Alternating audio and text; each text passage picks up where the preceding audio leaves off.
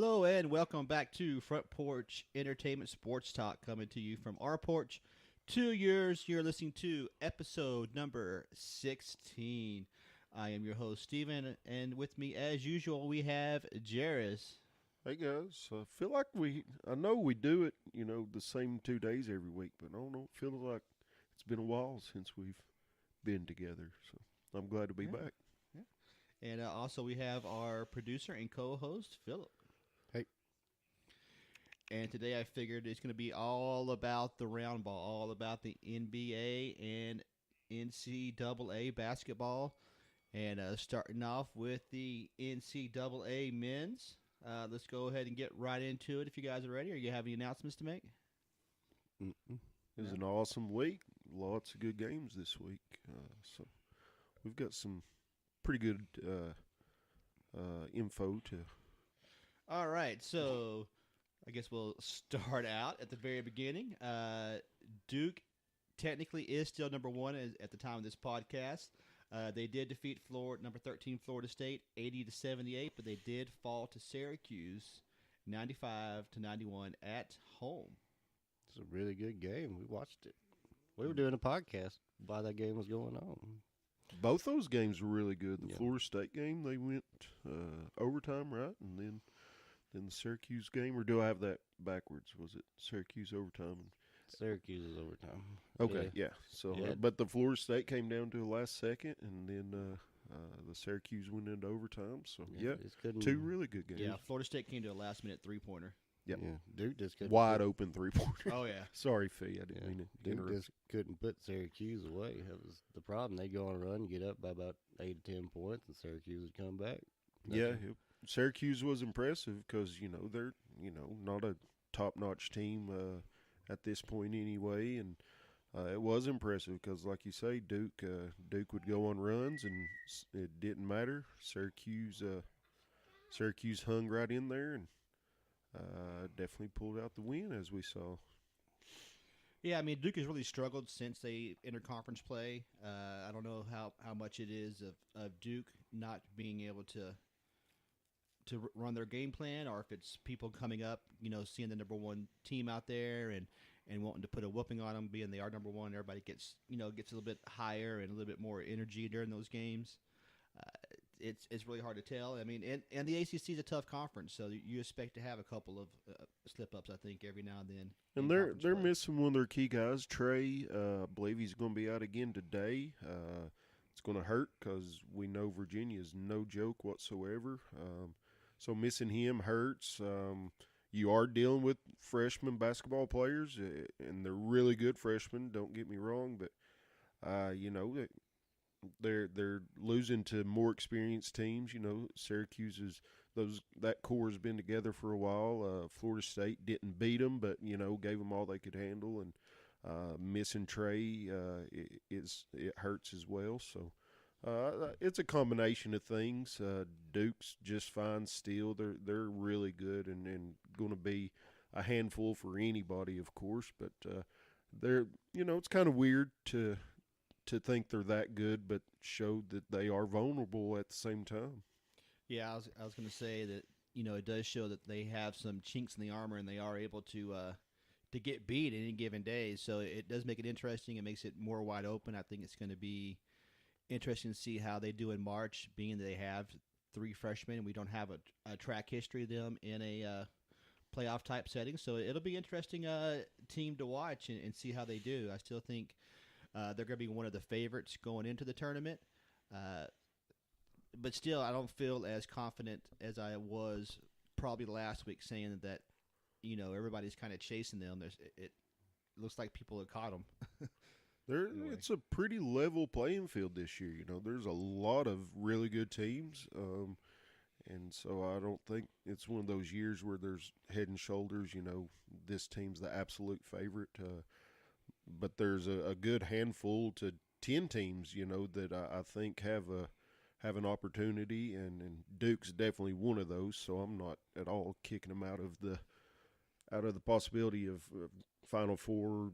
National championship talk, but and me being a Duke hater, quote unquote, or whatever, I really wish they rode high through the full season. Then some of their vulnerabilities kind of got exposed later in the season because I'm afraid this is going to help them where they can figure some stuff out. But at the same time, when they get beat, I do enjoy it. So. Now, they do have a matchup with number 4 Virginia today, which should be, I think, it's going to set a lot of things in motion in the top 10, possibly, as well as in the ACC as well, kind of put whatever team's going to be out in front. I mean, the Virginia team is undefeated, so it could move them quite a bit. I told Fee, and I searched on the daggum internet before we got on here. I was watching College Game Day before I came over here. They had a stat, and I can't remember how many seasons it went back. I feel like it was like 3, 4, maybe 5 seasons it went back, and it had Duke total wins, North Carolina total wins, and Virginia's total wins over whatever the time period was. And I looked for it. I couldn't find it. But Duke and North Carolina on that stat, exact same record, win-loss record, identical. And Virginia, actually, in whatever this time span was, has 11 more wins than either Duke and North Carolina.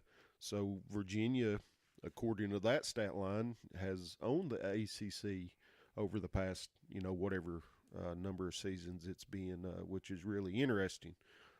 We know Virginia's really good, but they're still one of those kind of under the radar,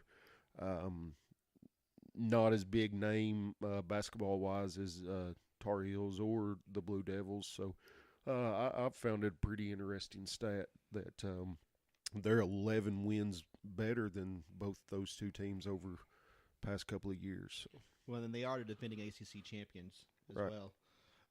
And they also have a Tuesday matchup against Pittsburgh, which had a upset, I think, early in the week. But I think they should be able to handle that matchup of all the teams in the ACC that they have. So let's move on from Duke. Michigan defeated Northwestern, stay at number 2, and they defeat Northwestern 60-80. But they do face Wisconsin today in Wisconsin. They're in a fight right now. They're in a barroom brawl right now. Wisconsin's holding their own and actually has the lead right now. And, Wisconsin's not ranked, but they're still not a pushover by any means. They are playing at Wisconsin. So, we're talking about, Duke's ranking's going to slide after taking that loss. There may be another slide right here if Wisconsin can keep this up and really throw a wrench in the works when the new rankings come out. Yeah, Wisconsin's been hovering around that 20 to 25 mark all year. So, I mean, not that they're a horrible team. They're still a decent team. They also face Minnesota on Tuesday and number 25 Indiana on Friday. So they got 3 games this week. So there may be some fatigue a little bit this week, and we'll see how it plays out in the long run. I don't know. Michigan's a pretty balanced team from top to bottom. They got young kids and they got some old kids, and they've got size and they've got speed. They're pretty balanced. It's hard to beat a team like that because you can't really throw one thing at them to exploit their weakness. So No, they're a good team, absolutely. But as you've seen, as teams play more and more games throughout the week, it does tend to lend to tired legs at time if they have to play extended minutes for a certain game and then come in the next game. It does kind of hurt their shot because a lot of your jump shooters are dependent on their leg strength, so it can affect them. But you say they play again Monday? Is that when you said it was? They play Wisconsin today, and then they play Minnesota, and then they play Indiana on Friday. But who on the Tuesday? When Tuesday. Tuesday? Okay, so now, who'd you say the Tuesday game was? I'm sorry, Minnesota. I'm sorry. So now Minnesota is going to have this film that's only 2 days old to check it out and do some scouting. And like I say, Wisconsin's hanging with them just fine right now, so they're going to be able to learn from it real quick and do some of the same things. And like you say, the fatigue. So it does lend to the better team, It's being kind of gunned for. Almost a trap game, almost. Right. So Yeah, could be very interesting. Tennessee, number 3. Stayed at number 3. They defeated Florida 67-78 and Arkansas 87-106 over the past week. Absolute thumping. That Arkansas game was ridiculous. It was, whew. The Georgia game earlier, a week or two ago, I had said was their best performance by far, and I'll stick to that because the Georgia game, top to bottom, every facet of the game, UT had it under control. But man, they crushed that Arkansas team, and the Arkansas team's not very good, but they absolutely dominated it. It was embarrassing for Razorbacks for sure. Yeah, I'd like to see them play a little bit more defense, but they're playing. Turner's back now, and he's kind of. They've got 5 kind of monsters on there now, so it's or 6. So so they're good. They got bench depth now. Yeah, look out. And Tennessee, they keep a steady rotation of guys, so fatigue shouldn't be an issue. Hopefully injuries, that bug will stay the heck away from us. But Tennessee's no joke either. Yeah, they got 5 guys, or 5 or 6 guys that can put up 20 points any given night, and consistently. So that's dangerous. Yeah, and they do face an Alabama today, which has been playing better than people expected.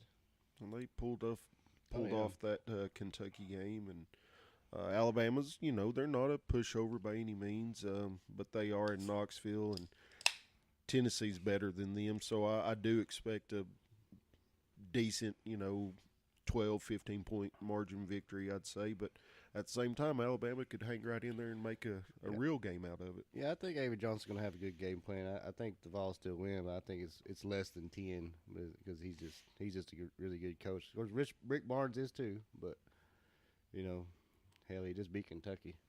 Yep. So And they also have Wake Forest rounding out, not Wake Forest, excuse me, Vanderbilt on Wednesday as well, kind of rounding out their week. So going on to number 4, Virginia defended Clemson, and number 9, Virginia Tech. The scores were 43-63 and 59-81.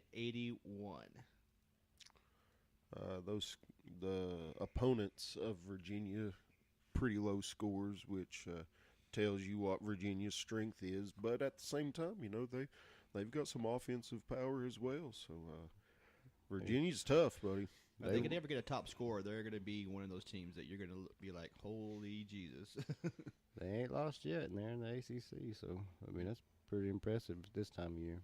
Now, like we said earlier, they do face Duke today, and they have Wake Forest on Tuesday, which are both, Duke's really good, and Wake Forest is not a pushover, so it could be a good test for them. But, of course, everybody in the ACC every weekend schedule is going to be a test in the ACC. The Demon Deacons going to overthrow Virginia? No. I don't think they will, but, every game in the ACC is not an easy one. I truly feel like Virginia's going to get Duke today, with Trey being out and Duke's been, obviously took that loss to Syracuse, who is not Virginia. Virginia's much better than Syracuse, and I think Virginia's going to get them. They struggle. Duke has struggled. There's no doubt about it. And what did they say on game day? This would be the first time that a number 1 team's lost 2 games in the same week. Oh, really? Since a long time ago. I don't know how long ago it was. I didn't hear him say that. But. It's the first time the number 1 ranked team's lost 2 games in the same week if they lose today. Right. Which is liable to happen. Yep. All right, so number 5, Gonzaga defeats San Francisco 83-96, and Loyola Mary 55-73 to remain in the number 5 slot. Yeah, still a good team. Yeah, that beating those 2 teams doesn't say much about them, but Gonzaga's gonna be right there in the middle of it. Like I said earlier, there's no head and shoulders team above everybody else, and Gonzaga's right there. If you're going to put 1A, B, C, D, you have to, and list 8 or 10 teams, Gonzaga's one of them. Now, their front court is probably one of the best in the nation. They don't face a lot of competition in their conference, so right now it's kind of almost a reprieve until tournament time. They do face Portland today on Saturday, and they also have Santa Clara on Thursday. I don't see either one of those being an issue for them. Shouldn't be. But, you never can tell. It is basketball. You can always have a bad day. Moving on to number 6, Michigan State. They did defeat Penn State 56-71, and they defeated Nebraska 64-70. The Nebraska game was really good. Of course, I was tuned in there and locked into the TV. Langford is due to be back very soon, but he is a key piece to making that machine go. And Arns, the white boy, number 0, has actually had a kind of quiet good year, I guess, that nobody's really noticed. But having him out was tough. But that Nebraska crowd was rocking the other night, and they threw everything they had at him. It was a really good game. But Mr.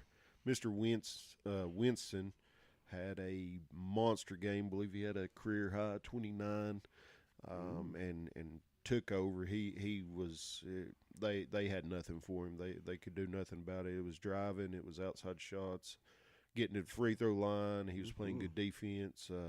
Had several assists as well, 11 assists, I think. So he had a monster performance, and you got to play those tough conference games sometimes, and Michigan State pulled it out and looked pretty good doing it. Was it pretty close, Jarris? I didn't watch it. It was it was a lot of back and forth. I think they ended up winning by 6. I think it was. And like I say, Nebraska threw everything they had at them and looked good doing it. But I bet there was a lot of cussing over at J Man's house that night. No, I was pretty calm. I was in the living room watching the first half, so I had to stay under control in front of the family, and then I watched the second half in bed, and didn't go to sleep quite as early as I normally would. Blood pressure was up a little bit, but we did okay. Yeah. I tell you what, if we ever go live during the NCAA tournament and Michigan's playing or Tennessee's playing, they're losing. Yeah, that's going to be a show to remember. I'm just telling you. I get a little fired up, man. I've seen it. All right, and just so you know, they do face number 19 Maryland on Monday. It's going to be a good one. And number 23 Iowa on Thursday, so 2 ranked teams throughout the week, so they have another challenge facing them. Yeah, it's going to be tough coming off a close, I feel like you get kind of drained after them close games like that, so you got 2 back-to-back like that. But like I say, hopefully, Langford, it looks for sure like he's going to be back, and I think Arns wasn't anything serious, so he'll be back, and that'll be helpful to get their rotation a little deeper. So, yeah, Michigan State's a good team. It'll be a good test for them. We'll kind of see where they're at, I think, a lot as far as being the top tier in the Big Ten, so we'll kind of see how they fall at the end of this week. Will tell us a lot. Moving on to number 7, Kansas Jayhawks defeated Baylor 68-73, and they also defeated Texas 78-80. Yeah, they had did somebody get out for the year? They had somebody. That 7-footer. Yeah, he's gone for the season, and they're still holding pretty tight. They're winning close, but they're winning. But I got a feeling that's gonna fall off once they start playing better competition. But it's still pretty impressive to lose a 7-footer like that and keep winning. But that's Big 12 competition. We've been talking about Big 10, a little bit of SEC, and of course the ACC, who rules the roost as far as conferences go. That's not real impressive to be pulling close games against that competition. I'm not saying Kansas isn't a player, but I'm putting less and less stock in what they got going on, playing close games against those teams. Yeah, I mean, losing that, anytime you lose one of your stars is always tough, and I think they're still going to be a good team, but I think it definitely does hurt them, especially, luckily they're in a good conference. I think if they were in the SEC, the ACC, the Big Ten, it would definitely hurt them a whole lot more as far as getting a seed and everything in the conference play. I think they do get a pretty decent seed eventually, just because they're going to win their games for the most part. But I do think that getting to tournament time, they're going to get exposed when they start facing the top tier talent in the nation. They do face West Virginia today on Saturday, and they also will face Iowa State on Monday. All right, so number 8, Texas Tech, also defeated Texas 62-68, but they did fall to Iowa State 68-64 this past week. That's one of those, I think they're going to quietly stay under the radar and kind of hang around there. And definitely when big dance time rolls around, they're not going to be one that you're just going to be super excited to play. But what's their real identity and their how truly scared are you going to be to play them? I don't really know, but I think they're going to hang around there and be one of those that'll pull off some wins in the big tournament. And but they're in that crappy conference too, so we don't get a true gauge quite yet of what we're dealing with. Yeah, again, it could be the same thing with Kansas, where they face in lesser competition throughout the year, so they may, they may have a decent team, but it's hard to really tell by just who they're playing. We'll have to watch to see when they play each other, I guess. Yeah, that'll be a good matchup to see for sure. And now they do face Baylor on Saturday, and they have Kansas State on Tuesday, which is Kansas State's a decent team. Yep. So it's one of those that they're not in the upper echelon, but at the same time, it's a good gauge of kind of where you stand against a decent team, so a good test. Yeah, and moving on, number 9, Virginia Tech was defeated by Virginia 59-81 that we spoke about earlier. That's the only game they had last week, and they will face Wake Forest on Saturday, and they also face number 13 North Carolina Monday. They better get that one today for sure. We've mentioned it several times about we don't know what in the world North Carolina's got going on. So they better get this one today. Virginia Tech's pretty good offensive team, and only putting up 59 really speaks to how good Virginia is. So they better pull this one off today, and then get ready for a tight one against the Tar Heels. No, I don't think the Virginia loss hurts them too much, especially if Virginia can knock off Duke today. Obviously a loss hurts, but it doesn't hurt them as bad as a loss to say like, Wake Forest, if they lose today would hurt. But and if they can put a good showing on this week and knock off number 13 North Carolina, it's going to put them right back in the conversation and probably in that top 10 range or so. Well, North Carolina's playing against some Hurricanes right now, so if Miami can put their little I don't even know what to call it. They just don't have very many players or very many top-notch players, especially. But let's say they do hold it together and beat North Carolina today. North Carolina definitely will no longer be number 13. And Miami earlier this year was up against Florida State late. Florida State had to come back and beat them. They also right now are tied with North Carolina today. So, they have decent talent. I think they only have 7 scholarship players. So when they start to get into rotation time, it really does hurt them. Yeah. And it does. It's tough to do anything with that. And, you talk about fatigue. You're playing players more minutes they probably should, especially at that age. It does. Because they have no other option. Yeah, they have nobody else, really. You got to dig into them pockets a little bit more, Steve. Well, that's what they had some decent recruits starting the year, but then they had that whole Adidas thing, and it's just a whole mess. That Adidas tornado. Yeah, which we've all talked about, so we'll move on from that. All right, so number 10, Nevada defeated Fresno State and 67-64, and they did just that by Boise State 71-72. Is what it is. Well, they're not Buffalo. I can tell y'all that. Earlier in the season, I wouldn't say it at all that I've not pulled a Fee Buffalo relationship or anything, but I was kind of on Nevada a little bit, praising them.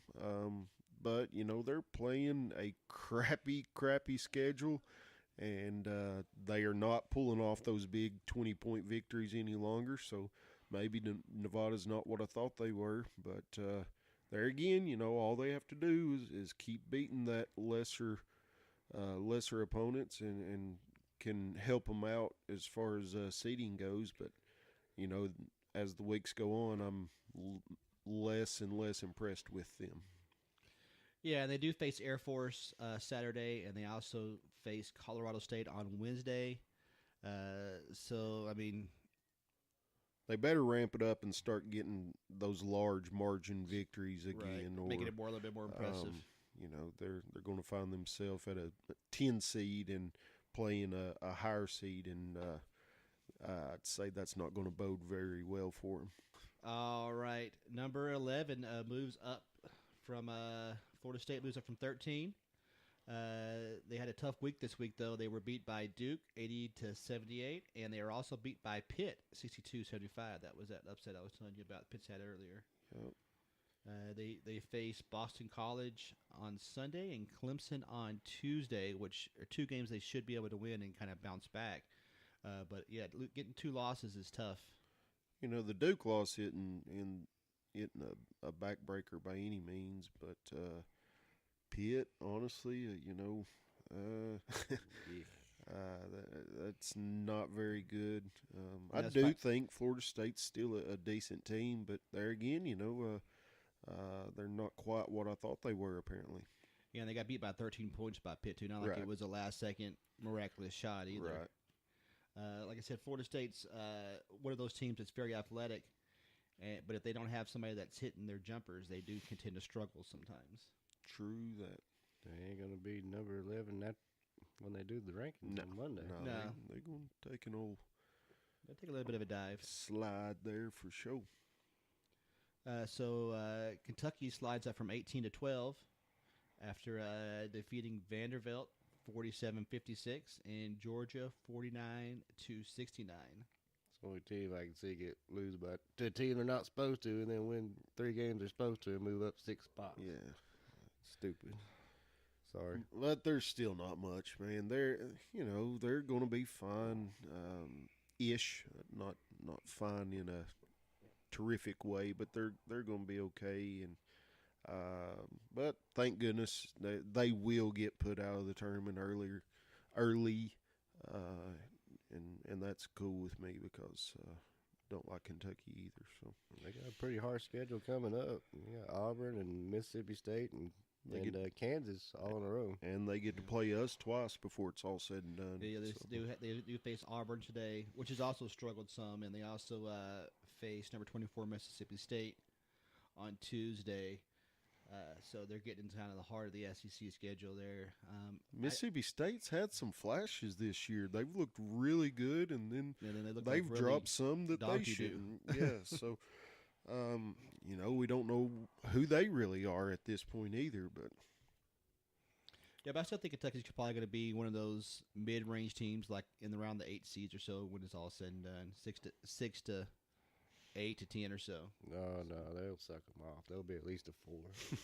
That's probably true, but yeah, good. Then we get to see a 12 beat them and put them out. So, all right. So moving on, North Carolina moved up a spot moved back a spot, from 12 to 13.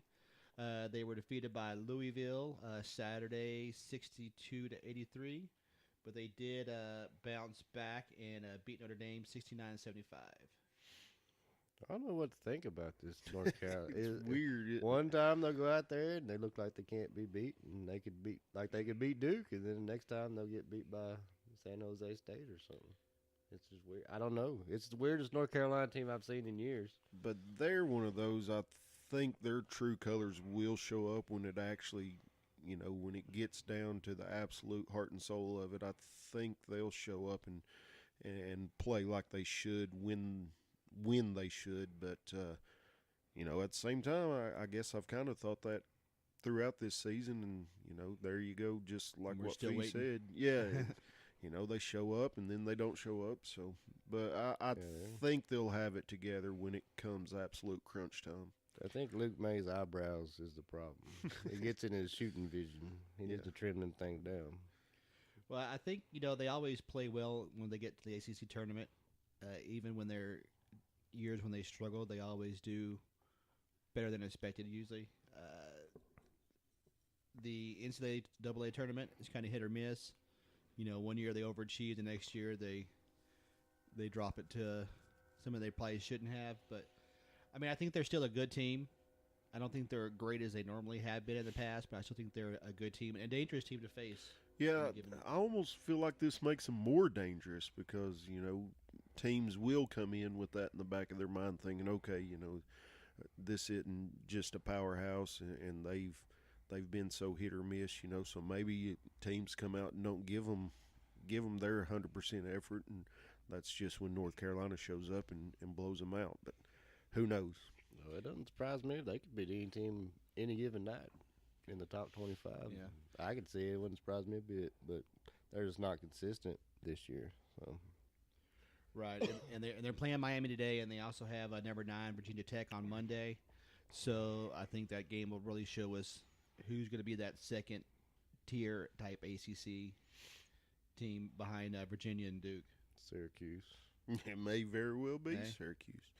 Louisville's just sneaking around in the shadows and picking people off, and Louisville's playing. had a rough schedule before they even got to ACC play. And they're holding their own pretty decent. So I don't new know. coach, and everything with all the scandals and everything. So yeah, it's good to see that they're maybe not with the scandals, but it's good to see that new coach coming in there and still able to do something. Yeah, he had a tough job ahead of him.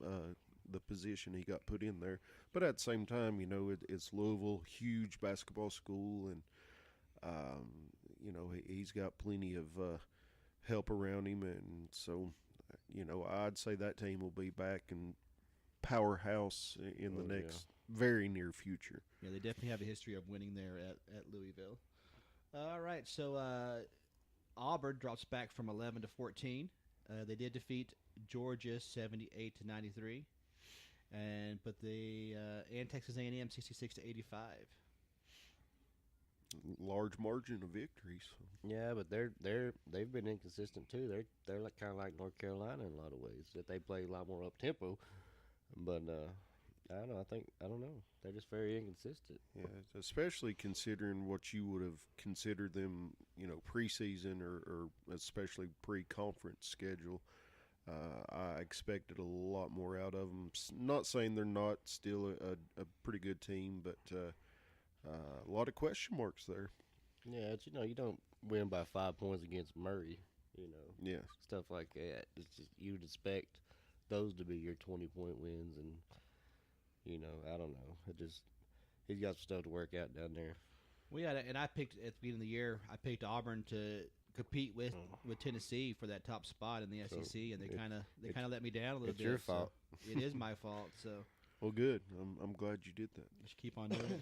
I like Bruce Pearl. I hope he does. I good do at too. it, as long as he just don't beat Tennessee. But And now they do face, like we talked about earlier, number 12 Kentucky on Saturday. Should so be we a good game. We'll kind of see where they're at. Where's it at? That is in Auburn. I think so. Yeah. I think it is. It should be a good game.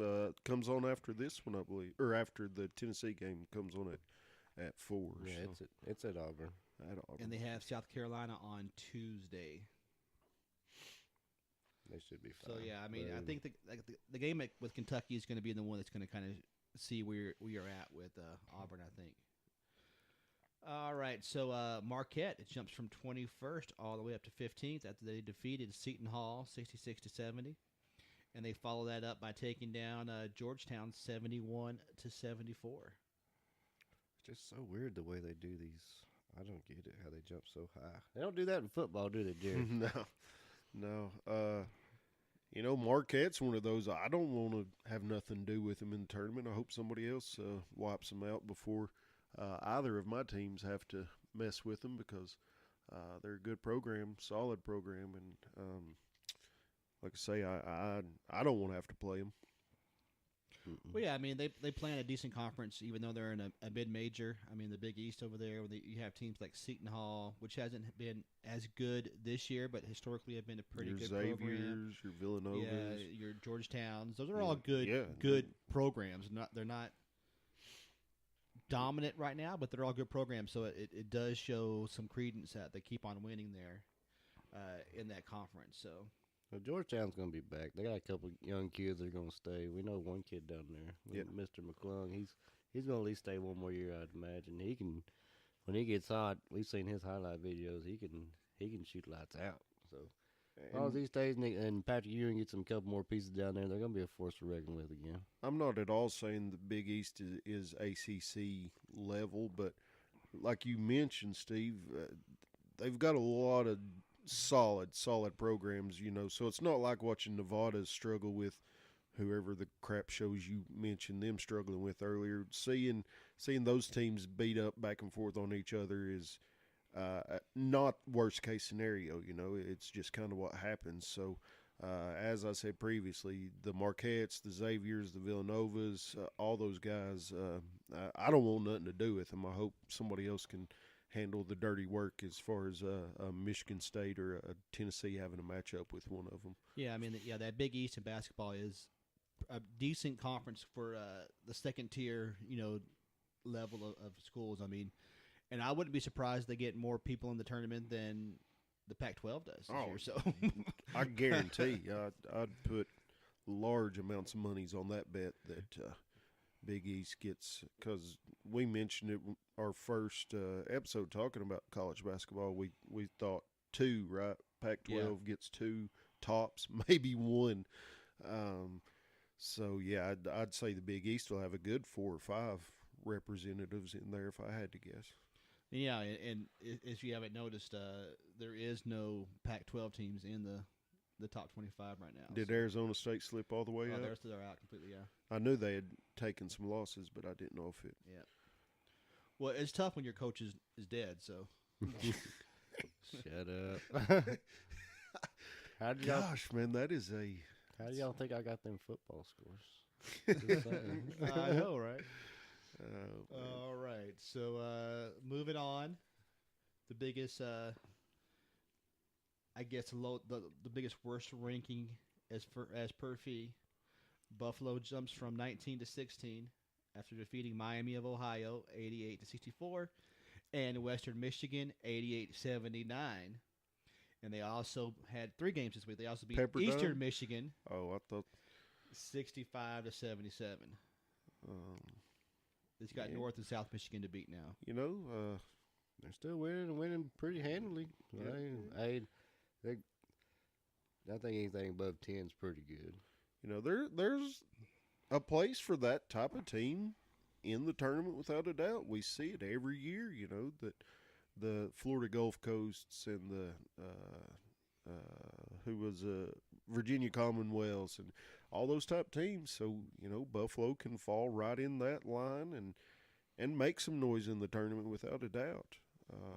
But they're not playing anybody right now. Well, they have Northern Illinois on Tuesday, but they also have Kent State on Friday, which is a pretty decent squad and a pretty good record this year. So that should be a decent matchup for them to kind of see where they're at. They'll be okay, man. They'll be there. I think they should be ranked higher than Nevada is. It may very well be right true. Behind Duke, huh? Yeah. No, not right. No, I think they're top 10 worthy. If Nevada is, they definitely should be there right behind them. All right, so let's move on from that.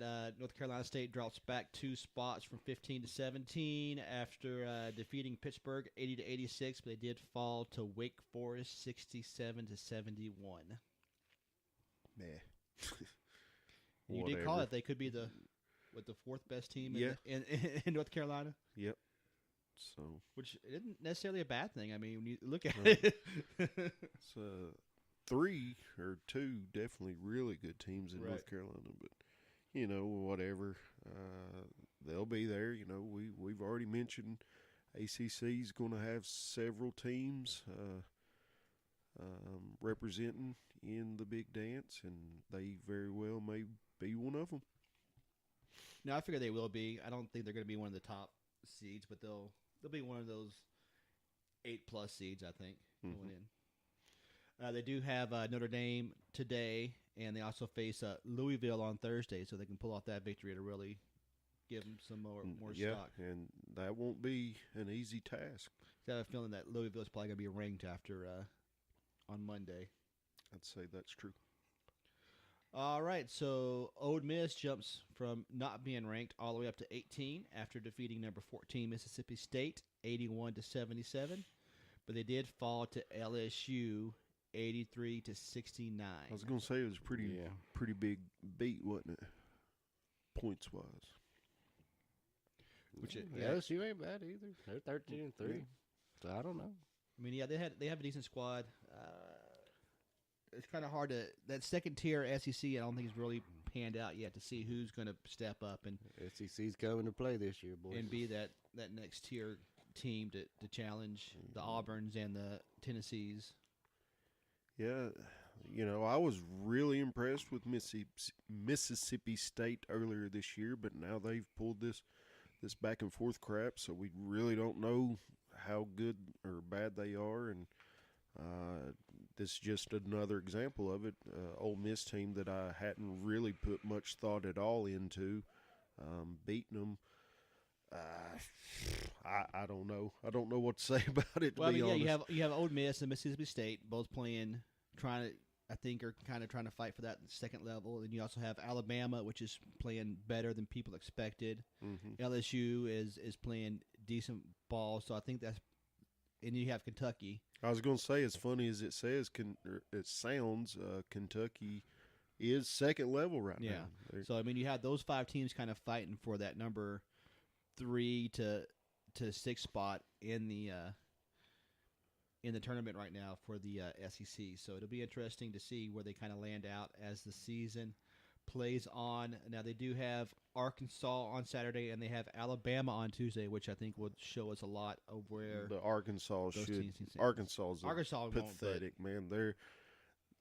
Arkansas has some history of having really good basketball teams, especially. I know it's way back, but in the 80s, man, Arkansas was a really, really good basketball program. They've not been that of late, and they've taken a total dive here lately. I did not know that. Yeah, Arkansas was really good back in the 80s, but they are not really good now. They're good in football, too, back in the 80s as well. But I was just meaning historically, Arkansas was pretty known for. They were in the Southwest Conference, I believe, at that time. Right, yeah. And so, but they're horrible now, so surely to goodness this won't be a game they'll have to worry about because Arkansas's not good. Well, they're up on 9-2, so right now at this moment, I would say that will grow. Yeah, I think Bama's going to be the interesting game to kind of see who's starting to seed themselves where in the SEC. Y'all don't want to mess with A.V. Johnson, man. And last year Alabama put a total smackdown on Tennessee, so I would say Barnes has mentioned that bulletin board material type thing, and I'd say Tennessee's going to come out with a little fire in their belly today. I got pretty good faith that Fee's saying under 10. I'm saying a good 12, 15 point margin today. I hope you're right, but I don't see it. All right, so Maryland comes from not being ranked up to 19 after they defeated Wisconsin 60-64, and then Ohio State 61-75. Now, an interesting note: Ohio State was ranked 14th last week, but they have lost 4 straight basketball games. Yeah, they're on a plunge, which makes me kind of sad that they play Michigan State as tough as they did. But like I say, that historically it's always that way. Michigan State's always been in a fight on the basketball court trying to get the better of Ohio State. But Ohio State's on a deep, deep plunge, and Maryland's climbing the old mountain and looking pretty good doing it right now. Now, like we said earlier, they do face Michigan State today, and they have Illinois on Friday. No, Michigan State doesn't play till Monday, do No, they got them on Friday, 21st. Or they got them on. Michigan State don't play They again got 'em until on Monday. Monday. They got them on Monday. Okay, I apologize. I had the wrong Monday. date written down.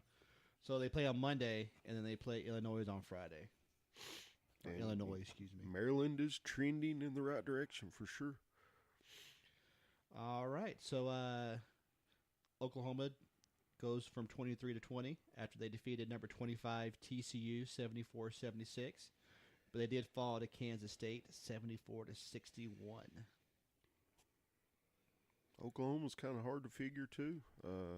Didn't have much. Did y'all like preseason or early season expect much out of Oklahoma? No. Again, they're in that Big 12, which is, you know, they have some teams, but at the same time, you know, the past Kansas, I didn't expect a whole lot out of that conference. Right. But Oklahoma, obviously, they've got into the top 25. They play Texas today, correct? So They do have Texas, and they have Oklahoma State on Wednesday. could be two tough games for them, but I'd expect they should be able to win both. And they need to win both if, you know, now they've cracked into the top 25. They need both of these to keep it going.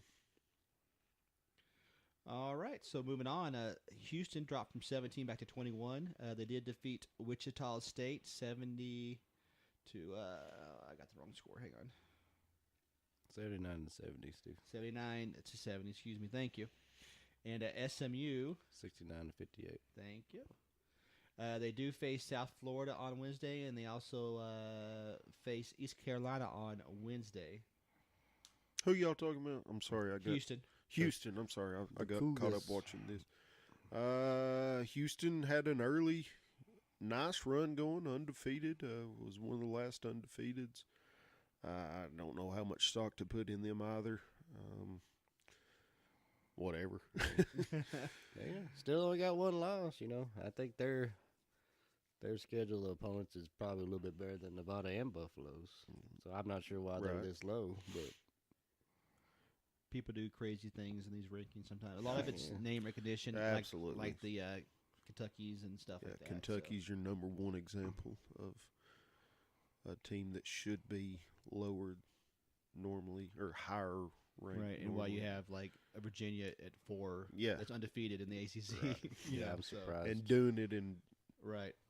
excellent fashion, looking nice, doing what they're doing. But whatever. Yeah, it is what it is. It all plays out. Oh usually yeah, at the end- by there's the one end. way it can be decided, and Yeah. so But yeah, also let's see. Villanova sneaks back into the top 25, the 22 after they defeated Creighton 78-90 and Xavier 75-85. see that's two good wins. Yeah, absolutely. And they do. And the only game they have this week is Butler on Tuesday, which is another decent squad. Not as good as before. Oh boy, Brad Stevens, before he left them, you know, he had that Butler program rocking and rolling, you know. But they're still a decent squad. But I would imagine Villanova would be able to handle business against them. Absolutely. And then you have Iowa sneaking into the top 25, moving up from not being ranked to 23. They did defeat Ohio State 62-72 and Penn State 89-82. Ohio State getting beat by everybody. Yeah, Yeah, and they- Iowa's not horrible. You know, they're a decent little squad. So yeah, and they will face Illinois today, and they have Michigan State on Thursday. So we'll kind of see how they are. It's too bad Urban Meyer wasn't the basketball coach. He'd really be dead. yeah, fell out with a heart attack. Lordy mercy. All right, so Missy's talking about SEC. The Mississippi State dropped back from 14 to 24 after they had a rough week, falling to Ole Miss 81-77. But they did defeat Florida 68-71. We're speaking about a team that kind of fell off the map, you know, after their coach left. Florida has really struggled yeah. as a basketball program. Yeah, I'm glad he's gone though. Sheesh, it'd be. They probably would have beat us the other night if he was there. Donovan, Yeah, yeah, He's a you good know, coach.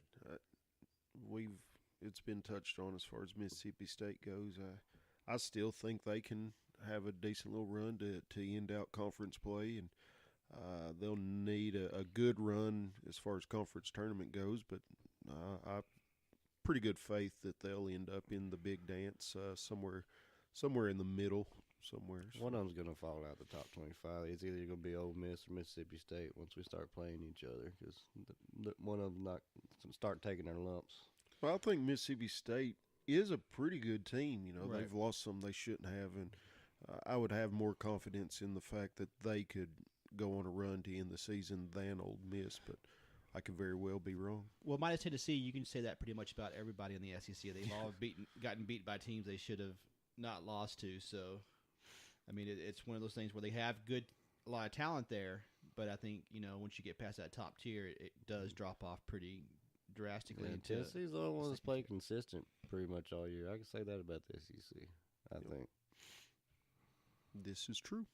Then you have they do face Vandy today, and like we said earlier, number 12 Kentucky would be the metric, I think, to see who's going to step up on that Tuesday.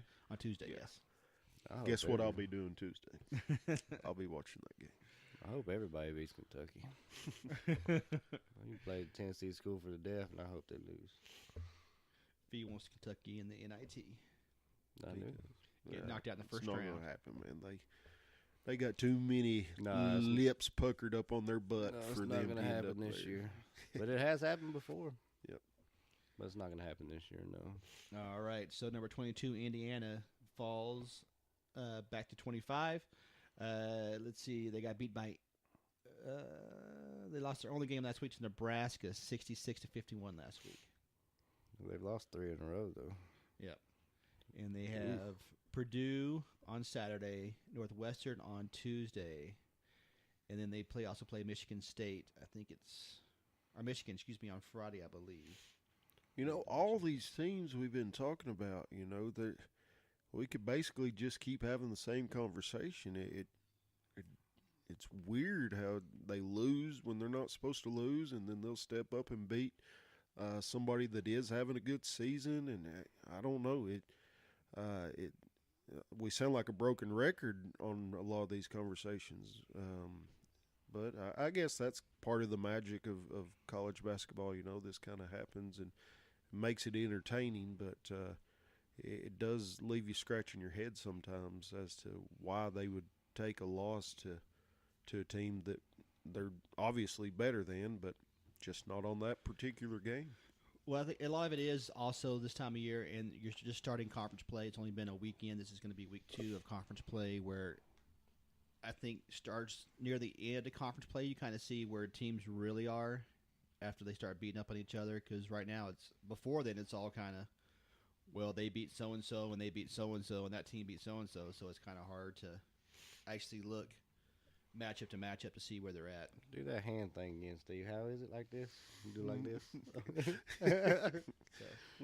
Nobody can see me. I wish y'all could have seen that. Looks like George W. over there.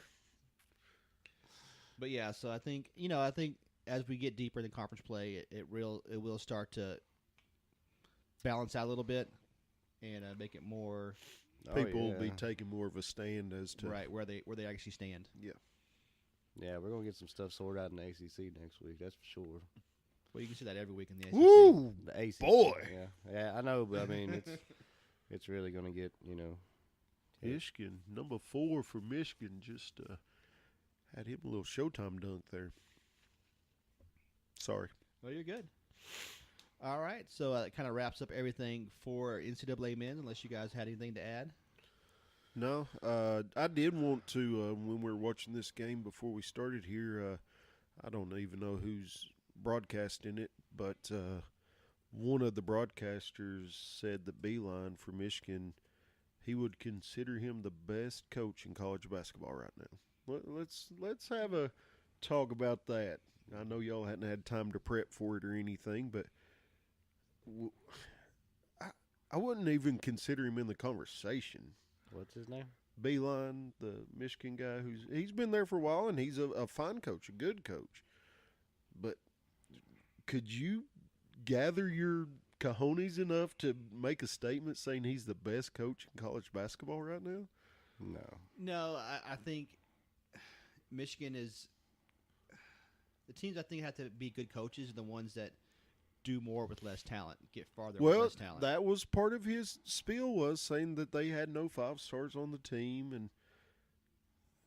and they're number 2 in the country.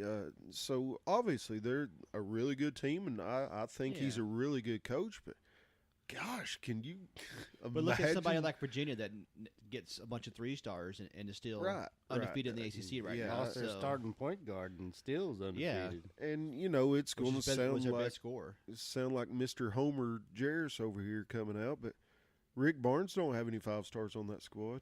I thought Alexander was a 5-star. He's not. Okay. No. Yeah, he was a 4. I mean, you have even right watching Miami right now. Coach Larinaga, he won the ACC tournament and won the ACC without any 5-stars on that team. So that's just a mouthful. I mean, I guess it's picking low hanging fruit if you go with the Coach K's or Izzo or Bill Self or somebody like that. But I can't put Beeline as the best coach in college basketball. I just thought it'd be kind of interesting for us to bounce ideas off each other as far as that's concerned. No, if I got one play left and somebody y'all draw it up, I don't want Beeline doing it. Well, let's just pretend you could have any of them, not at this point in their career. Let's pretend we have the knowledge. We know what all these coaches have done, but let's say you can pick one of them and they still have 10 years of solid success left in them. Would Beeline be the guy you would grab? Nope. No. But like Fee said, if I want somebody to drop a play, I mean, Coach K is known to draw those last-second plays. And I mean, I'd take Williams. I'd take Roy Williams before Beeline. I'd take Boeheim before Beeline. I'd dang sure take Izzo. I'd probably take Rick Barnes. He wouldn't be in my top 10, I can tell you that. I mean, I'd dare to say I might take Bruce Pearl before I would Beeline. And it sounds like I'm bashing the guy, and I'm not, because I do think he's a good coach. But I just found it very odd that a quote-unquote expert would dare say that he's the best coach in college basketball.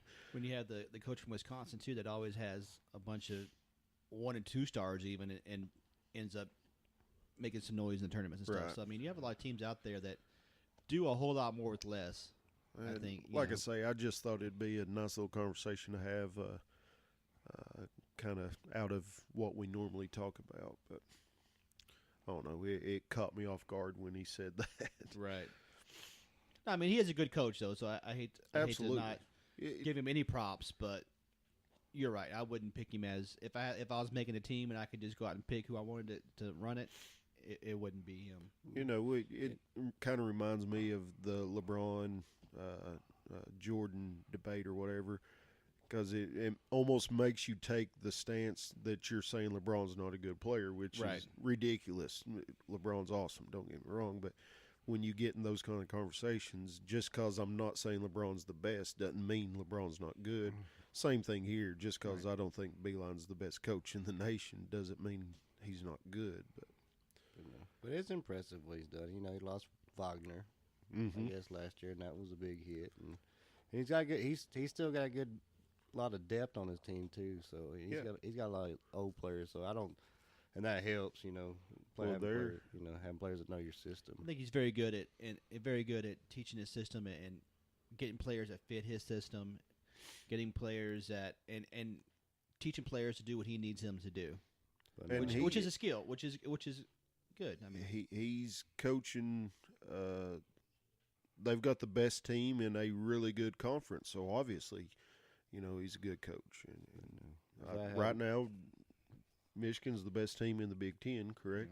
Yeah. If I had my pick, he wouldn't be in my top 10. He probably wouldn't even be in my top 15 if I really got down to it. Right, but I don't know. The comment just threw me off, so I figured I'd bring that to the table. Can we get Calipari just to recruit for us and then bring in there you go. Coach K to drop our last second plays? Possibly. Izzo will be the emotional guy. I think Coach K's figured out how to recruit now too. Get the Virginia coach to do our defense. Oh yeah, no Bennett, on Bennett, defense, and like I say, Izzo the physicality playing the hustle part of it, and you can have Rick Barnes do the media part of it because be the face of it because he doesn't get in any trouble or anything. So. Yeah, we could make us Frankenstein coach There here, we go. boys. We'd be Good. on to something. And that wraps up our coverage of NCAA men's. We'll jump into some NBA basketball, starting with the Western Conference. Boogie Cousins does come back to the Golden State Warriors, and they are back in the top spot after going 9-1 in the last 10 games, going past Denver for that top seed like we expected them to. They're starting to play like we expected earlier in the year. Not much of a surprise whatsoever.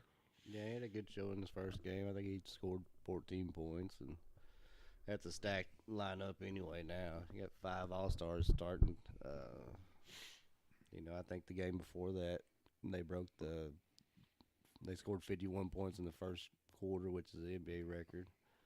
They also Is that good? 51 in one quarter? Yeah, that's a lot. They also broke a franchise record for making 10 3-pointers in that quarter too as well. So I mean they're clicking at the right time. So yeah, I don't think anybody's surprised about them. They're only gonna get better now that Boogie's back. So Well, I don't think anybody in their right mind thought that Golden State was a bad team this year. So It's funny, kind of to relate it to football a little bit. You think about when you have that many offensive scorers on one team, is there enough balls to go around, is something that gets brought up a lot.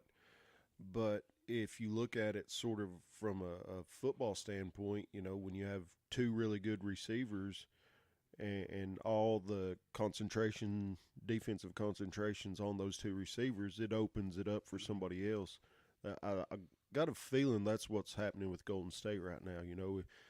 Pick your poison. Do you want to cover Curry? Do you want to cover Durant? Do you want to cover even Green or Thompson or whatever?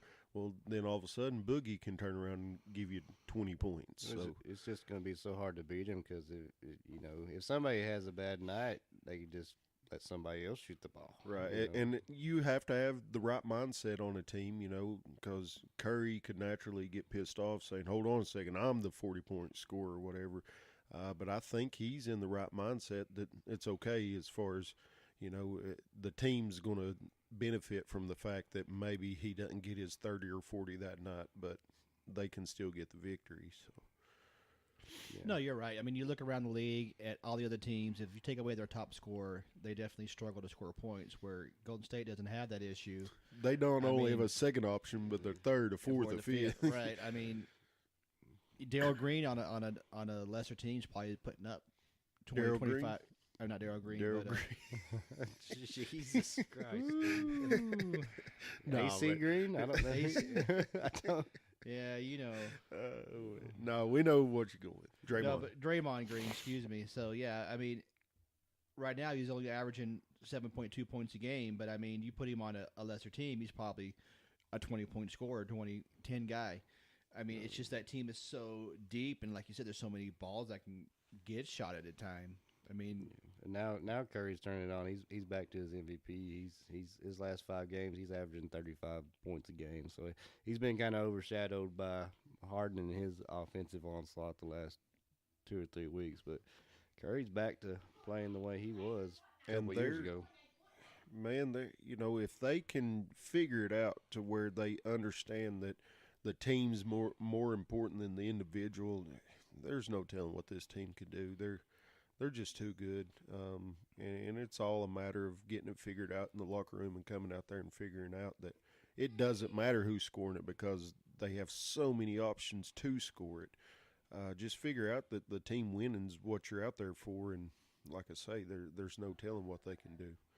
well, they're all veterans on that team, so at least they're the starters. So I think it's going to be – I think they're going to be able to put that together and continue to do it just because they know – especially in playoff time, they're going to be like, all right, just get our ring, get out of here.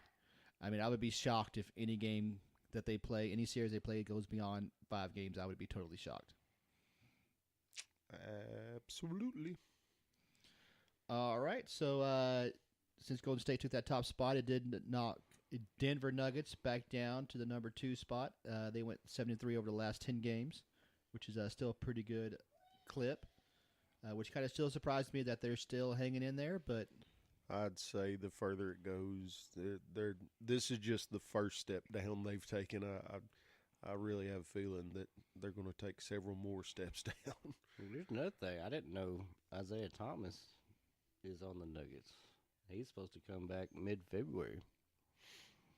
which would be a help because Isaiah is a scorer that can play. So And their defense is, I think they're second in the West in points per game given up. So that ain't going to help their defense any. But I mean, they obviously need Right. scoring. But Like I say, I got a feeling they're gonna step back again, and OKC will get them, and then Houston gets over this injury bug they've got going on. Houston's going to overcome them.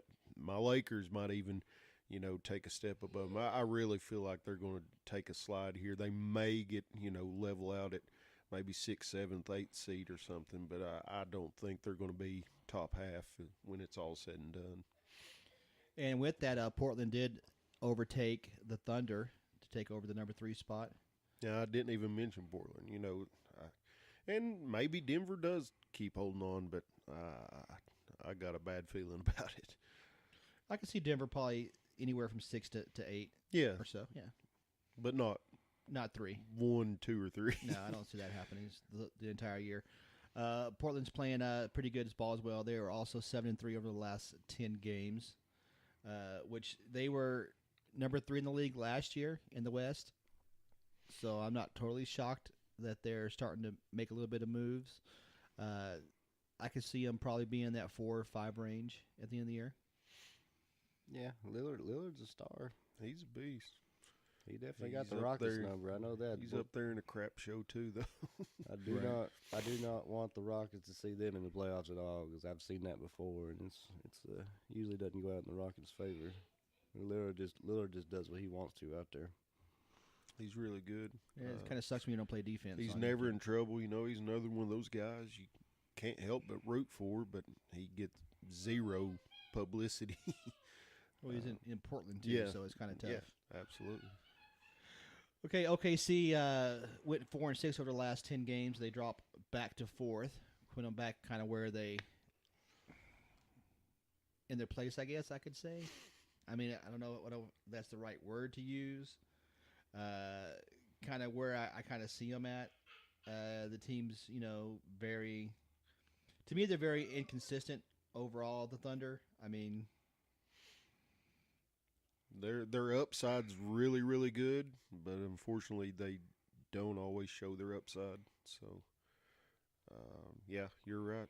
It's about where they're going to be, and I don't think they'll ever be any better than that. well, I mean, Paul George is very consistent, but I think Westbrook sometimes has a tendency to try to take over a game and shoot you out of a game at times. I think he likes So, to get his stats just a little bit too much. Yeah, and he's a all about eye kind of guy.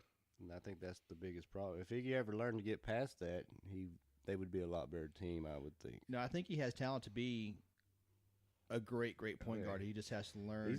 He's one of the best athletes I've ever seen on a basketball court. For his Exactly. size, but he's I think he's very selfish.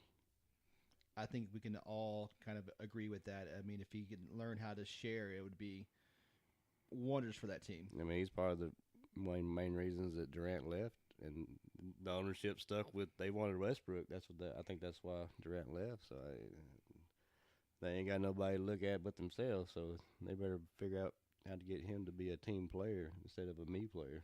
Yep.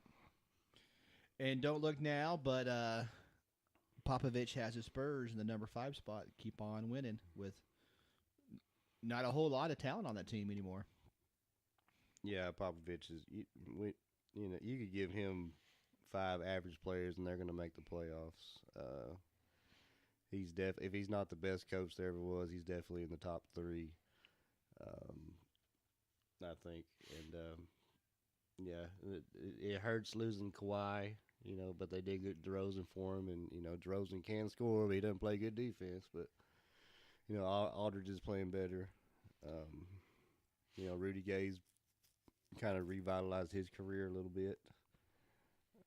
So they're a pretty solid team, and when he gets the game plan, they're going to be dangerous in the playoffs too. So watch out. He's always got something up his sleeve.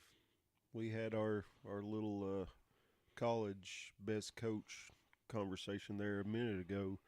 Now let's hop into the Pop conversation. He's definitely in that conversation as far as Oh yeah, he's got to be. pro elite coaches. So I mean, you look at what he does with the talent he has. I mean, just unreal. I mean, even when he's winning all those championships, he had a lot of really good talent. Did he have the most talented team in the NBA? I don't know if you can even make that conversation. Duncan was. Well, I mean, Duncan was a great player, but if you look at the whole team as a whole, Right. I mean, can you say Parker's that solid, right. Ginobili's solid, but and I'm not saying Pop didn't. But he didn't have like huge a big part of three like you had at Miami at the Right. time, or Yeah. a Golden State team No, where you have. you give Pop LeBron and Wade and Bosh, and he'll break the wins record. I guarantee it. Yeah, I mean, so he's an awesome coach for sure. yeah, but you have to have players that's going to buy into that system, and which I think he plays It takes the right attitude. You have to move the ball in his system. It's a lot of ball movement and getting the team out of position so you can be at an advantage. And so. Yeah, I don't think you could put a Westbrook in that system where it would stall a little bit. God, I'd love to see it. Or Carmelo, I'm surprised. Iverson, or somebody. I'm surprised it's working with DeMar DeRozan as much as he's had free reign in Toronto all them years. But it's working out. Yeah, absolutely. Speaking of that, the Rockets keep pace and stayed right behind the Spurs, moving up to the number 6 seed. They're just riddled with injuries right now. It's they lost Paul, they lost Gordon, they lost Capella. I think they just got Gordon back, but they've been playing 500 ball for the last week or two, and that's not going to get it done. And Harden's he's going to, if people don't start coming back and playing, he's going to be dead by the time playoffs comes. He's had 4 50-point games. I don't even know how many 40-point and 30-point games he's had, but it's a lot. So he's not going to be able to lift his arms by the time the first round comes around if that keeps up. So somebody's got to come back and play, or I got to get somebody else to score to help him out. He cannot. He got beat by Brooklyn. He scored 58 points. And they got beat by Brooklyn. Yeah, I mean, he can't continue to score 35.4 points a game for the rest of the season and be able to walk by the playoff time. Something's got to give. They need some help. Chris Paul needs to come in. You need to find a shooter, another defender on that team. The team has a bunch of holes, but they still have a lot of talent too on top of it. Well, they just signed Kenneth Ferry. I don't know how to say his name, from the Nets, and he's not a scorer like Capella is, but he does play defense. So let me interrupt real quick. Yeah, Sorry, my buddy Joey, he's in Vegas right now for his wife's birthday. They went out there to celebrate her breaking into the 40s. But anyway, he just sent me a screenshot here. He's got a parlay going on a certain basketball game that we'll be heavily interested in momentarily. So he has taken Tennessee minus 13.5. So we need Tennessee to win by 14 or more. And that's a tough one. He's also taken the over on the over-under. He needs the two teams combined to score over 154.5. So he's got some money riding on them old Vols this afternoon. I say that's going to be tough because the Vols are averaging. I mean that's why it's gambling. 14 points. It's not come collect your money. Yeah. I have no doubt the Vols are going to score 85, but I know Alabama's going to. The over/under scares me. Yeah, Anyway. 14 points. It's fun though. 14 points against Bama I don't think that's going to happen. Let's root for him though, guys. I do. Oh, I hope they win big. I do hope they win big. Sorry, it just came in on the phone there. No, I'd probably put it on Bama just for those points. Yeah, I think it's gonna be a close game, but you never can tell. It is basketball, so pretty cool though. Anyway, they play sorry. the game. All right, so moving on past the Rockets, the Jazz are starting to make a move and get back into the playoffs and the number 7 seed, which kind of I think we all expected.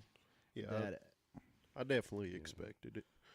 Yeah, Donovan Mitchell for the Jazz is going to be one of the next wave of young talent to come in the NBA. He's very exciting, very explosive. We saw him last year playing the Rockets. He won a couple games down there for the Jazz pretty much by himself last year against a good Rockets team that took Golden State to 7 games. So they're coming up.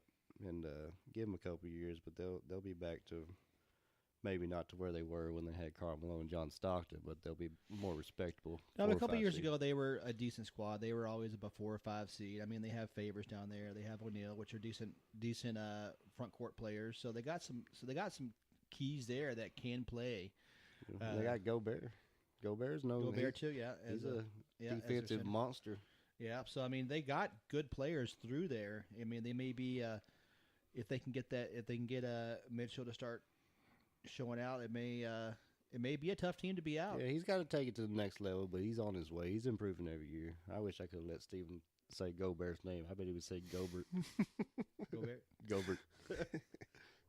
But no, I think they're a good squad. I think they have a lot of talent there. I don't think they have a lot of depth yet, but that'll come. So hopefully we'll see what happens. And I don't think a lot of teams want to face a good squad with a good front court out there. So. And I don't pay as much attention to the money and contract side of it as Fee does. Fee's really good at that. It impresses me actually the way he keeps up with that stuff. But I would dare say Utah's probably got a lot of space, I would imagine. And with some, it doesn't have to be top tier, top notch, huge name players, but they could bring in some help around there and really make some moves to finish out this season and be a threat come playoff time. Absolutely, get you a mid-level, defender / some semi-scorer that can make a big difference. Somebody that can some rebound. Defensive help and defense. Yep. Yeah. So. Absolutely. All right, the Lakers went 5-5 over the last 10 without LeBron, but they are hanging in there at that number 8 spot, playing decent. They'll only improve when LeBron comes back, and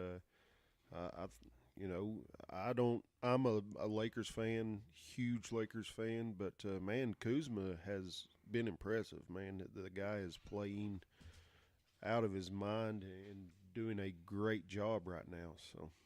Yeah, and it's good for him to have LeBron carry them, and it's only gonna make them better in the long run. They'll get to see who they want to keep next year when they have their big old fire sale trying to get their superstars down there, because they're gonna be in win now mode, and we all know that because LeBron, he's one of the greatest ever, but really.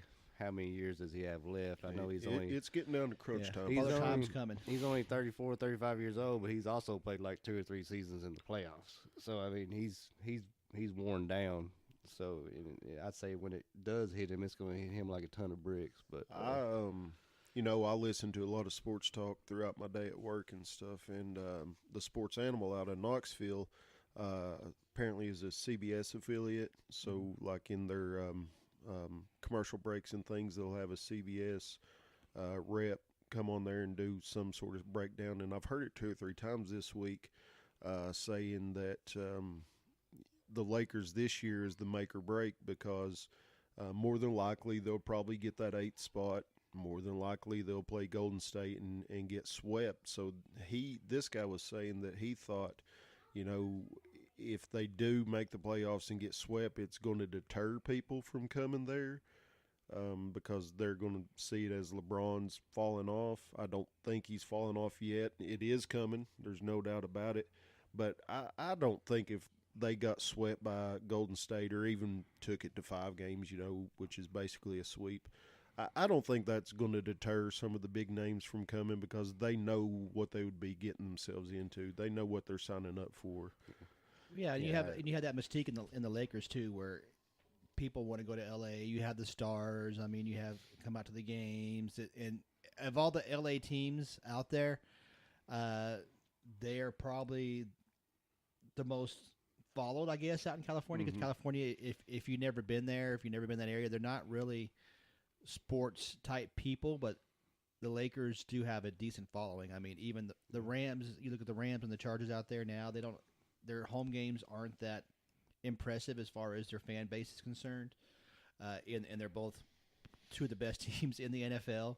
I mean, and you look at the Dodgers, which it's the Dodgers; they do well, and but Anaheim doesn't have a lot of following, so it's tough out there. But the Lakers are definitely the top tier of the Los Angeles teams. I've got to interrupt again. I'm sorry. Wisconsin just beat Michigan, so This Tennessee game is about to be huge, boys. Anyway, sorry. Go ahead. That Steve. means number one and number two is lost this week. So. Yes, but this Tennessee game today is huge. But now. if Virginia beats Duke, you have to think they'd probably leapfrog. Maybe, I would imagine. But anyway, I don't agree with the.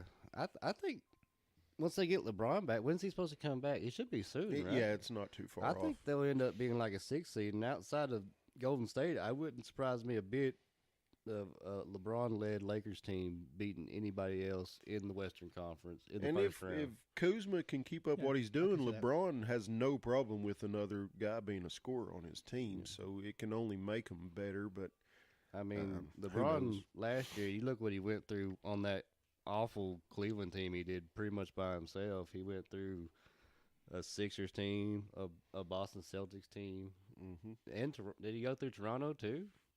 I can't remember. I don't remember who they played that. I think he did. He may have or may not, but I know he went through. I know he went through Boston and Philly. So I mean, there are no slouches on that side, and I don't see many teams in the West being able to compete besides Golden State against those teams right now. All right, and running out the kind of the West a little bit. I know we talked about it some. The Clippers were way up there at number 2 at one point. I think even in the top spot for a while. They went 3-7 over the last 10 games, and they have officially fallen back into the number 9 spot where I think we all kind of expected was gonna happen. They're the Browns of the NBA, man. You know. Exactly. All right, so that's kind of wraps up everything we're going to talk about in the West. Let's move on to the East, where the Bucks and the Raptors are in the top spot right now. They both went 8-2 over the last 10 games. I don't think anybody didn't expect the Raptors to be up there. The Bucks are still playing pretty good basketball. Even I know people thought they would be good, but I think even better than people are expected them to be. The Greek Freaks turned quite the corner this year. Toronto would probably still be in first place if Kyle Lowry hadn't gone down for a couple weeks. He's a big part of their offense. He's back now, so I look for them to pull away and get back in first. I think Milwaukee's going to stay in second, but it'll be close. But it doesn't surprise me they're up there right now, but it's just an injury thing. And that's not a slight against Milwaukee either. I mean, Toronto's just a better team. It's just that's the facts. It's not a slap in the face for Milwaukee to be in second, and I don't know if they can even stay in second either. If Philly and Boston get their ducks in a row, so Milwaukee being a fourth place team, still not a slap in their face.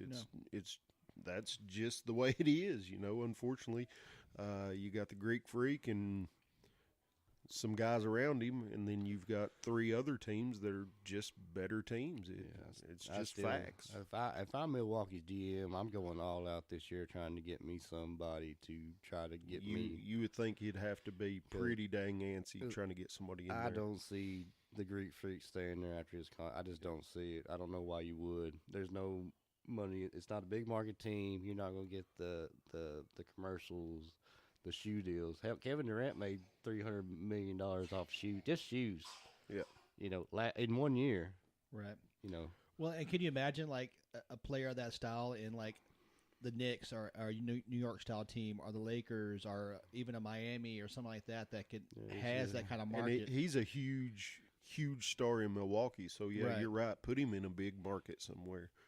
I mean, if he was, you look how big Lynn Sanity got for over, what he did over a couple of weeks. I mean, you had somebody like the Greek Freak there in New York and the Knicks or something, or Brooklyn. That would be. I hate it for Milwaukee, but it's just not good business for him to stay there. I mean, the big name athletes don't make money off their contract. They do, but they make more money off the endorsement deals they get. Right, exactly. Especially somebody with that kind of talent that can Jordan, jump out the building. And Jordan bought the Bobcats off his shoes. It wasn't off his playing money. It's he makes over $1 billion a year in Jordan shoes.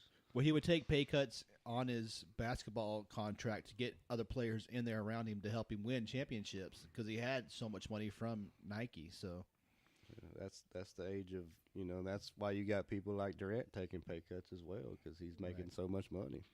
And damn Golden State winning titles every cutting my Rockets. all right, so moving on from that, the Pacers still hanging in there at number 3. They did go 7-3 last week. That's the only one I really find surprising. They've hung around all year. Yep. I don't, I guess they're balanced top to bottom, but it's just Oladipo's got to be their best player, I guess. Yeah, and I just don't get it. They're hanging in there. I mean, we're 40 games into this, over 40 games into the season now. And I understand you right now. Whoever Oklahoma City GM is, somebody needs to go hire him right now. If Rockets do, I love Daryl Morey to death, but geez, that dude's a genius. Right. He drafted Durant, drafted Westbrook, drafted Oladipo, drafted Harden. So what does that have to do with the Pacers? Oladipo's on the Pacers. Oh, okay. it's like what? Gotcha. Sheesh. If they'd kept that team together, of course that's another small market team. You just can't do it. It's not, the money's not there. But I don't know what to say about we thought they was all going to fall off. The Pacers were, but they're still hanging tight there. There's a lot of time left for them to fall off. But you're right. They're holding pretty steady right now. But I just find it really hard to believe that Philly and Boston's not going to show up eventually.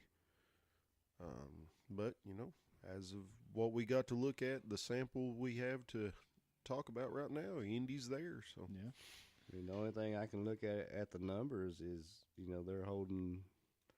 they have the best opponents per game average in the NBA at 103.4.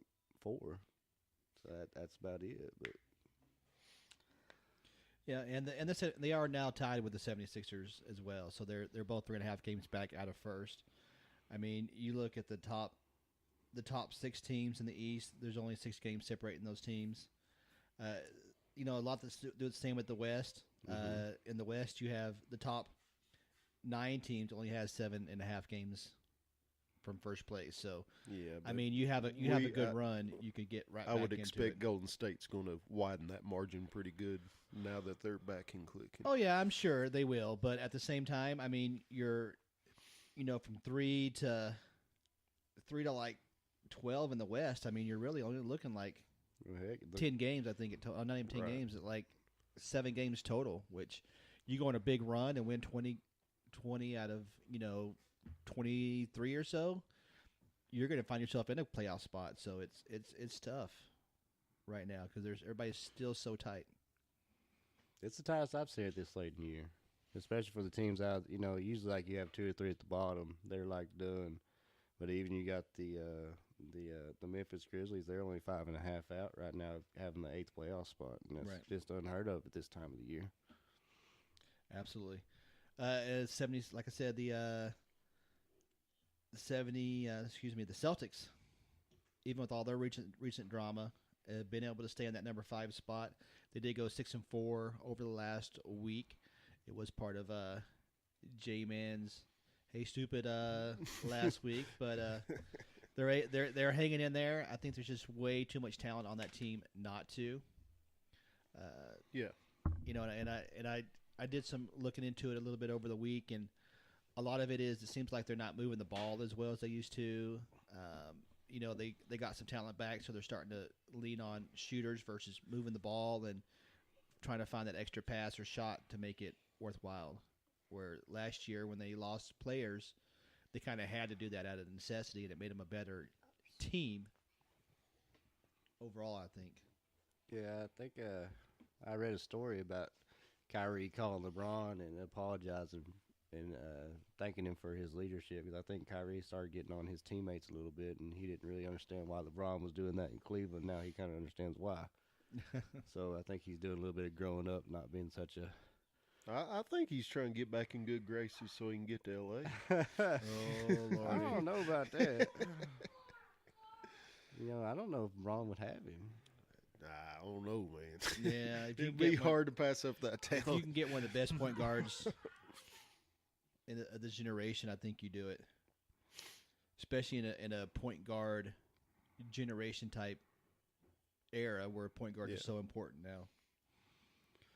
All right, so moving on from the Celtics, you have the Nets bumping up past the Heat. The who? The Brooklyn Nets. Oh, really? I didn't know they were still in the league. Yeah, bumped up past, went over 500. They're 24-23 now to overtake the Heat. Yeah, they beat the Rockets the other night. All 58 points of James Harden and everything. I don't know who's on the Nets, but I have no idea. D'Angelo Russell's on the Nets. Yeah, there you go. He's the leading scorer. Yeah, but man, that tells you anything. Buddy, you would absolutely be able to knock me over with a feather if that holds up. It may very well do it, but I'd even be shocked if the Nets even make the playoffs. But well, they do have They have Napier. They do have a winning record. Everybody below them has a losing record. Right. Yeah, they have. It's a mismatch of players. I mean, I'm sure they are NBA players, so I'm sure they're good athletes and all, but not a lot of big names there. Yeah, I mean, D'Angelo Russell's not a slouch, but he's not an all-star. Yeah, he's not top tier by any means. And but I don't know. Go Brooklyn. They got a winning record. Good job, Jay-Z. Jay-Z's got them rolling. Sheesh. In which and then you have the Heat behind them, which they have some players on the Heat, some decent talent on that team. So I'm kind of surprised that they're not, especially with the weak in East, holding on that 5 spot a little bit higher and trying to push for a. I'm surprised they got a losing record. I mean, they got some good. The Hassan Whiteside's one of them up and coming young kids. He's definitely more on the defense side of the ball, especially a rebounder. He's one of the better rebounders we've seen in years. But Josh Richardson's their leading scorer. That tells you, Man, that kid's good. Speaking of, real quick, a former Vols player, I can't even remember who it was. I'm sure I was watching ESPN. I can't remember, but somebody in the college game right now, they were comparing him to Tobias Harris. And, you hear the comparisons to LeBron's or, the big names or whatever, but I was pretty impressed that somebody's like, hey, man, this guy could be the next Tobias Harris. That's pretty cool, that you're good enough to where they're, comparing you to a Tennessee Vol. I liked it. And then you have round out the last spot. You have the Hornets right now in the 8th seed. Mr. Bridges. With Kemba Walker. Tony Parker's out there. Nasty dunk the other night. Woo. And they have to talent on that team, too. I mean, they have Kemba Walker, Michael Kidd-Gilchrist is out there. He's been kind of a disappointment, I think, as high as he was drafted. Yeah. Tony Parker's playing down there. I don't know if y'all realize that. Tony Parker's down there. And Kemba Walker, he was playing out of his mind there, and they've kind of cooled off, and their record kind of shows it. So Biombo's on that team as well. So, I mean. Yeah. But, yeah, they have some okay players. I mean, I don't think they're world beaters by any stretch of the imagination, but, they got some decent players. That's some pretty big names, though. Yeah. Some name dropping there going on. And then round out the last number 9 seed, pushing for that last playoff spot. You do have the Pistons. They're still out there. A game back from getting the playoff spot with some pretty good big names. You got Blake Griffin. This Drummond. really does surprise me. You would think this team would have a winning record at least. You got Blake Griffin, and he's always been a pretty good scorer. Andre Drummond's just a monster on the defensive side of the ball. And Griffin's turned into a scorer. Yeah, he's not just a highlight. Your third option is Reggie Jackson, also another player from Oklahoma City, who's no slouch at the point guard position. Also, so I think the coaches got to do better here because there's no reason this team should be 4 games under 500.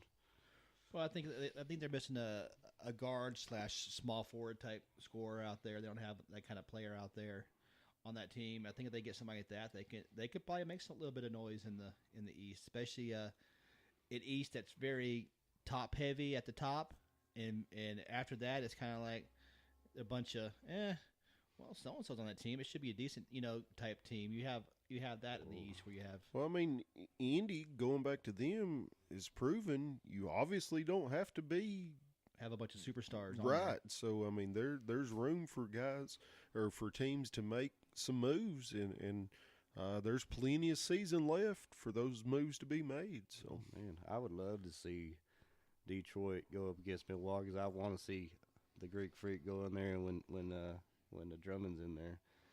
That'd be a matchup I'd like to see for 7 games. I think it'd be quite interesting. That's his main game. He drives in there and does all his little funky stuff that I can't do. he's good at it. But that'd be a good matchup. But yeah, they definitely got to do. But there's no reason this team shouldn't be in the playoffs. As much talent is on there. They're veteran players. There's not not a lot of young guys at the top. But I don't know. Yeah, but I still think they're behind, the Bucks, the Raptors, the Sixers, but and the Celtics. I think they should be above Brooklyn. Well, yeah. And they probably will be. I think eventually, when it's all said and done, Brooklyn doesn't have a lot of players on there. You look at it, the Hornets. I know they have some players on there that's pretty decent that can play. I think they don't have anybody that can shoot. They have a lot of guys that can create shots, which is a totally different thing. But I think everybody has a hole in their game, really, besides those top 4 Eastern Conference teams, where you're kind of like, well, they have this guy and this guy. They can do this really well, but they can't do this, this, and this. And I think you can kind of go through past, Milwaukee, past, Toronto, past the 76ers, and past the Celtics. I think those are your top 4 talented teams. And you look, well, everybody else is like, well, this team does this really well, but they can't defend, or they can't shoot, or they don't have they're that not playmaker. consistent. Right. Yeah. There's always something there. So I think the East, even though they are getting better, I think there's still a lot to work to do on that conference as far as making it more competitive, like the West, where, I think you put the Rockets or even, a team over in the East, and I think they're going to be one of the top 2 teams over there easily. Mm-hmm.